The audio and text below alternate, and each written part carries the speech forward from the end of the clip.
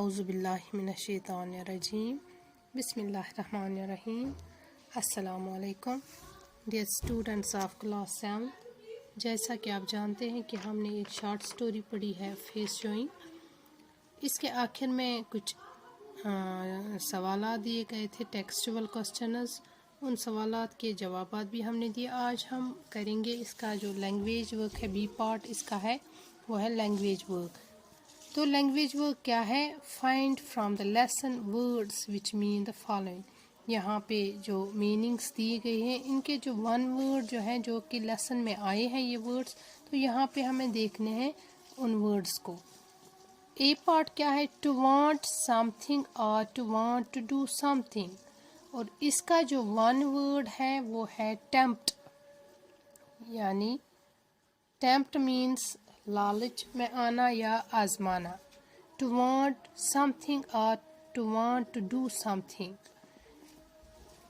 B part है small pale brown spots on the skin usually on the face. Small pale brown spots, छोटे छोटे बैंगनी जो दाग होते हैं जिल्द पे, जो कि ख़ास तौर पर फेस पे होते हैं, तो उनको हम वन वर्ड में अगर हम उसके बारे में बोलें तो क्या कहेंगे? फ्रेकल्स, FRECKLES, फ्रेकल्स, जिल्द का दाग या जुहाई।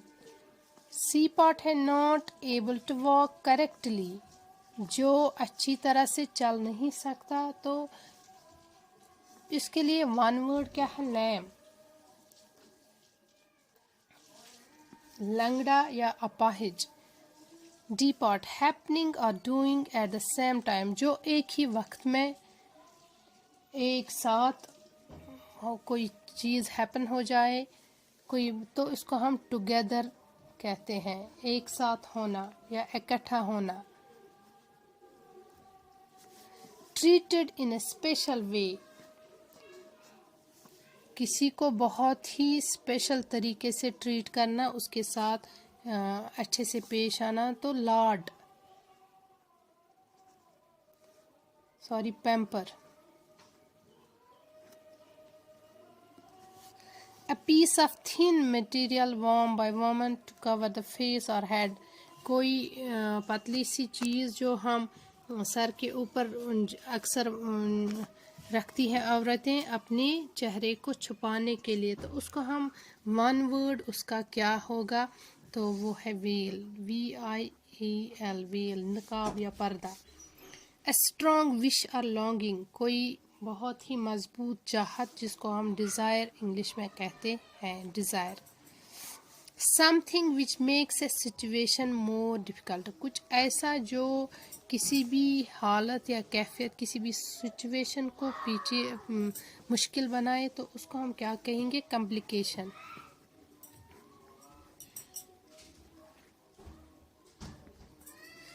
तो ये था लैंग्वेज वर्क। इसका बी पार्ट है look at the following sentences which you read in the text. नीचे जो कुछ सेंटेंसेस दिए गए हैं जो कि हमने इस लेसन में भी पढ़े। The sister in law kept quiet. Either she could not find a suitable reply or she did not think it expedient to prolong the argument.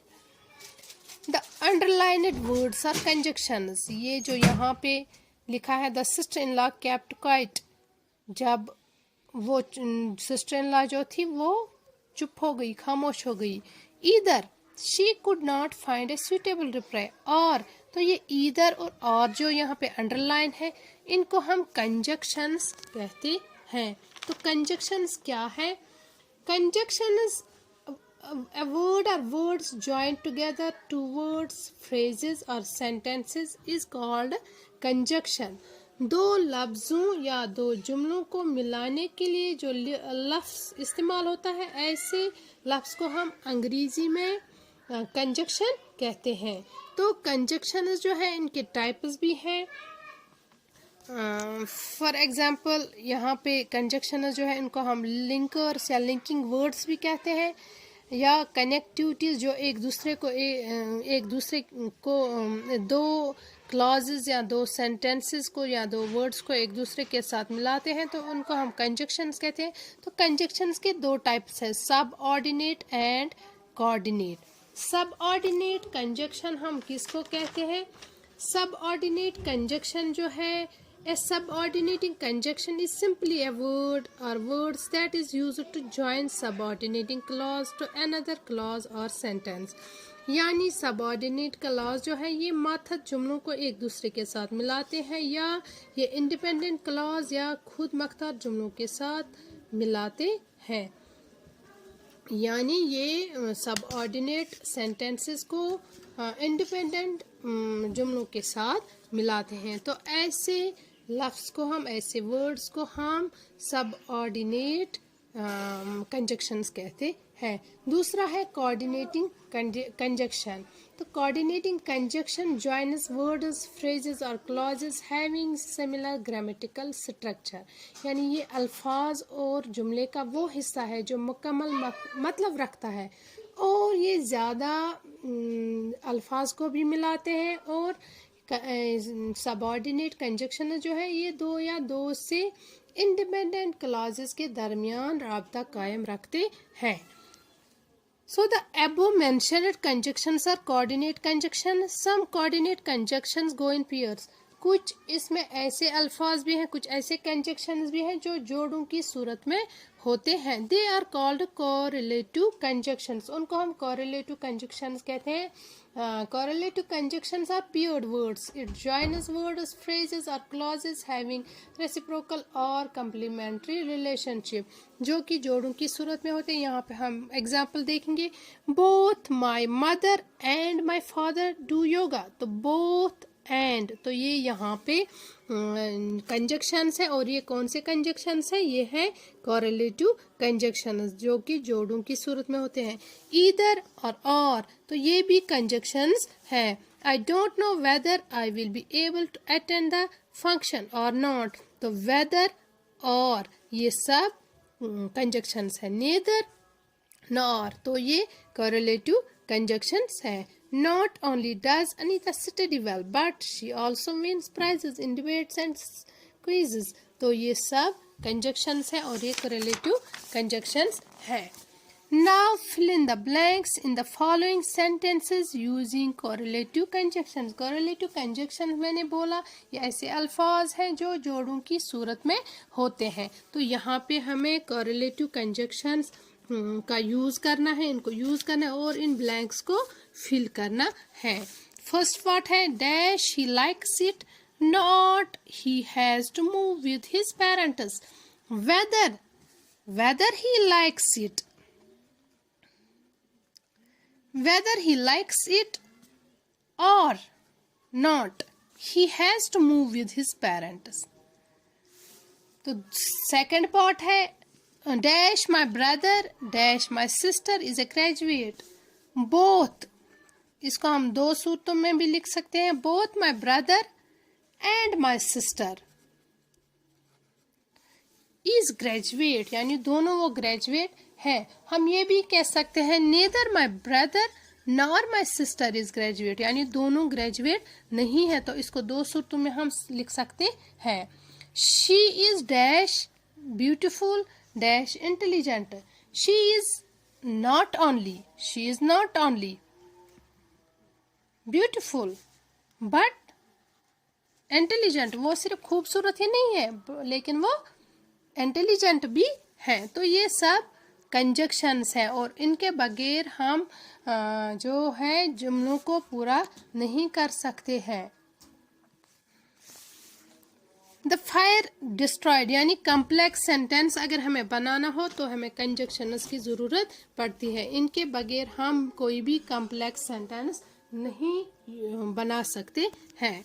चौथा है the fire destroyed dash the cloth store dash the stationery shop.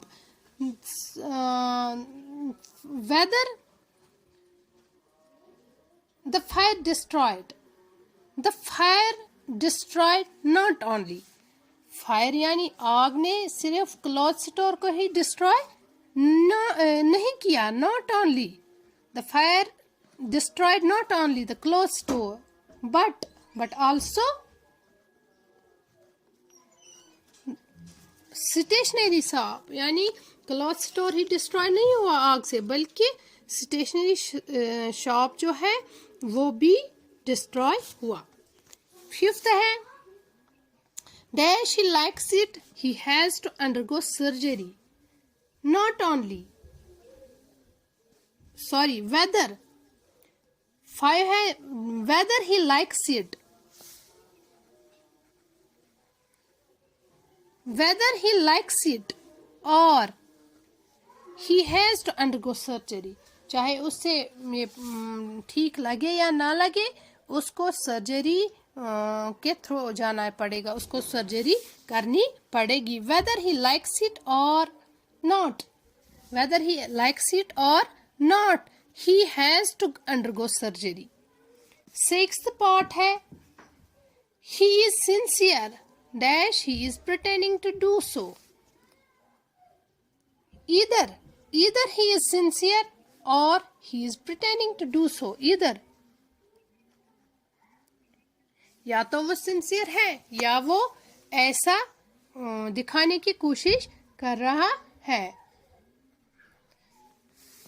he borrowed a book from the library, he dash read it and dash returned it। तो seventh part क्या है? he borrowed a book from the library, he neither read it